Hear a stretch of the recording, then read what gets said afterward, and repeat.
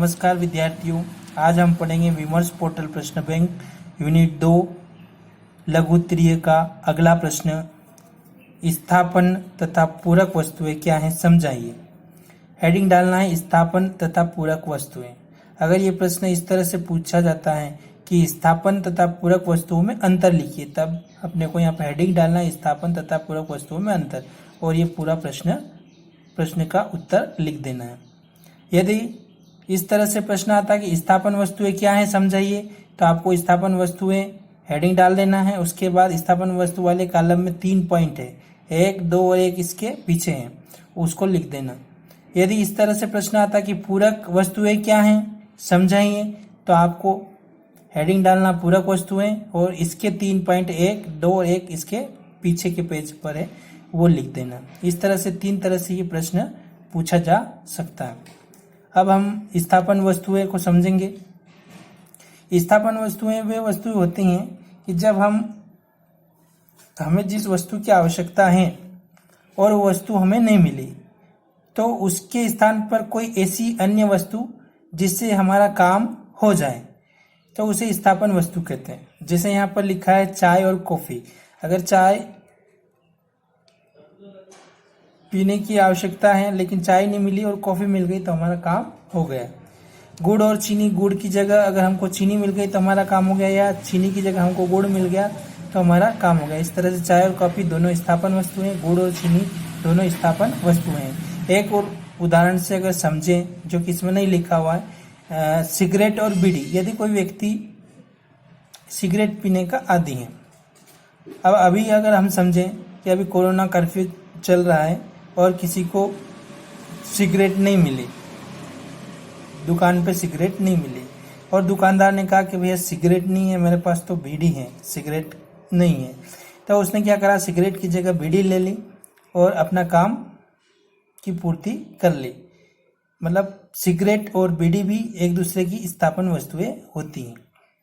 अब इधर हम इसकी परिभाषा में अगर जाएं स्थापन वस्तुओं में, तो जब किसी एक वस्तु का प्रयोग किसी अन्य वस्तु के स्थान पर किया जाता है तो उसे स्थापन वस्तु कहते हैं। जैसे चाय, कॉफी, गुड़, चीनी, बीड़ी, सिगरेट। इधर पूरक वस्तुओं में इसमें क्या होता है, कोई ऐसी 2 वस्तुएं जिनमें दोनों ही वस्तुओं की हमें आवश्यकता होती है। अगर 2 में से अगर एक भी वस्तु नहीं होगी तो हमारा काम नहीं चलेगा। जैसे कार और पेट्रोल। यदि सिर्फ अपने पास कार है लेकिन कार में पेट्रोल नहीं है, तभी हमारा काम नहीं होगा। और यदि अपने पास पेट्रोल की पूरी कैन भरी हुई है लेकिन कार नहीं है, तब भी अपना काम नहीं होगा। इस तरह से कार और पेट्रोल पूरक वस्तु है। पेन और स्याही, केवल पेन है लेकिन पेन में स्याही नहीं है, तो हमारा काम नहीं होगा। स्याही की दवात पूरी है लेकिन पेन नहीं है, तो हमारा काम नहीं होगा। इस तरह से एक और उदाहरण अगर समझे, चाक और बोर्ड। बोर्ड है लेकिन चाक नहीं है, तो भी हम लिखने का काम नहीं कर पाएंगे। और यदि चाक है लेकिन बोर्ड नहीं है, तो भी लिखने का काम नहीं कर पाएंगे। चाक और बोर्ड दोनों भी एक दूसरे की पूरक वस्तुएं हैं। और परिभाषा में अगर समझे, तो जब किसी एक वस्तु का प्रयोग किसी अन्य वस्तु के स्थान पर नहीं होता है, बल्कि दोनों वस्तुओं का एक साथ प्रयोग होता है, तो उन वस्तुओं को पूरक वस्तुएं कहते हैं। मतलब कि प्रयोग होगा तो दोनों ही वस्तुओं का होगा। दोनों में से अगर एक वस्तु मिल भी गई तो हमारा काम नहीं चलेगा। एक और उदाहरण से समझे कि हम मंदिर पे दर्शन करने गए। मंदिर अभी तो कहीं पे भी जा नहीं सकते घर के अलावा, नहीं तो बड़ी खातिरदारी होती है, पुलिस वाले खूब खातिरदारी करते हैं। मान लो आप अदर टाइम में मंदिर गए, आपके जूते आपने बाहर निकाले, मंदिर में दर्शन किए भगवान के और बाहर आए, तो एक जूता गायब। तो क्या उस एक जूते से आपका काम हो जाएगा? बाएं पैर का गायब है और दाएं पैर का जूता है, तो आपका काम हो जाएगा? नहीं होगा। और दूसरा जूता अगर गायब है तब भी अपना काम नहीं होगा। इस तरह से पैर के दोनों जूते भी दोनों क्या है, पूरक हैं, एक दूसरे पूरक वस्तुएं हो गई, माना जा सकता है। अब स्थापन वस्तुओं में अगला पॉइंट है, स्थापन वस्तुओं के मूल्य एवं मात्रा में धनात्मक संबंध होता है।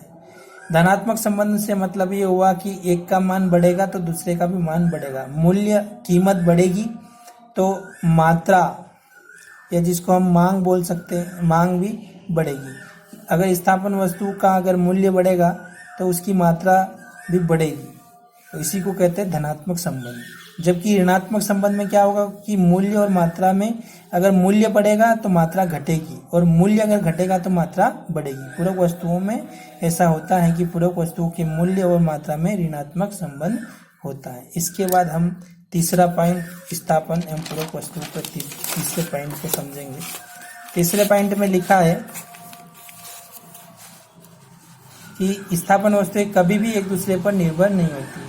निर्भर नहीं होने से मतलब यही हुआ कि अगर एक वस्तु नहीं मिली और उसके बदले में कोई दूसरी वस्तु मिल गई तो हमारा काम हो जाएगा। ऐसा जरूरी नहीं कि उसमें दोनों ही वस्तु हमको चाहिए।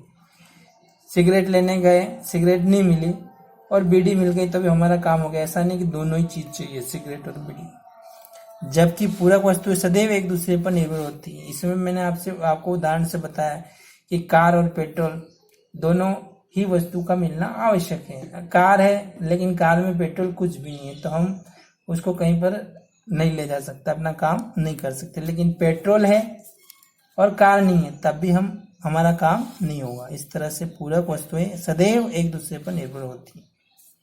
ठीक है, इस तरह से ये प्रश्न पूर्ण हुआ। नमस्कार।